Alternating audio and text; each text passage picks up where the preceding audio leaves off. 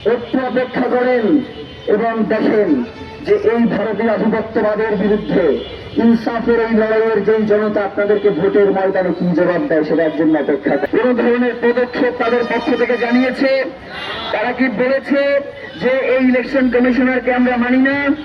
তাহলে রাজনৈতিক দলগুলোর যে দলীয়ত্বপনা, এই দলীয়ত্বপনা থেকে বাংলাদেশের জনগণ আজাদী চায়, বাংলাদেশের জনগণ মুক্তি চায়।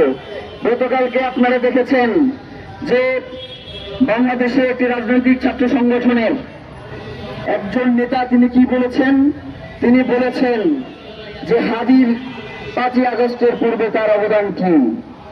হাদিরা কোনোদিন ফুটেজের রাজনীতি করে নাই, হাদিরা কোনোদিন ফুটেজের রাজনীতি পছন্দ করেন না। এরপরেও অসংখ্য ভিডিও আপনারা দেখেছেন, গতকালকে সোশ্যাল মিডিয়াতে ছড়িয়েছে যে এই প্রত্যেকটা ভিডিও 5ই আগস্টের।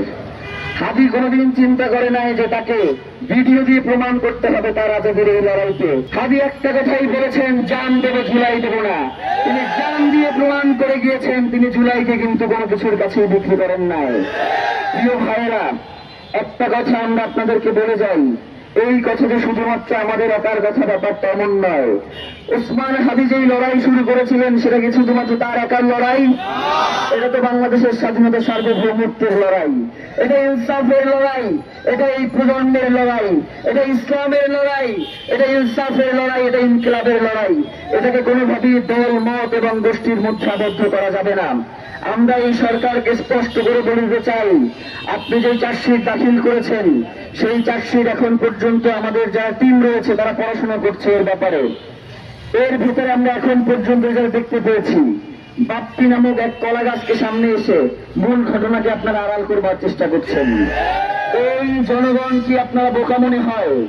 যেই জনগণ জুলাই ঘটিয়েছে সেই জুলাই জনতার দায় যেহেতু আপনারা নিচ্ছেন না, এই জুলাই জনতার কোন দায় নাই আপনাকে ক্ষমতায় টিকিয়ে রাখা।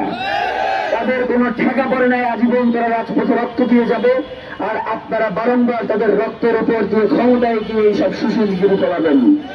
এই জনগণ, আজকে বাংলাদেশের জনগণ আপনাদেরকে একটা স্পষ্ট বার্তা দিতে চায়, সেটা হচ্ছে আগামী নির্বাচনে শহীদ ওসমান হাদি খুনিদের ব্যাপারে যারাই সচেষ্ট থাকবে, যারাই সোচ্চার হবে, ভোটের রাজনীতিতে জনগণ তাদের কি বেছে নেবে।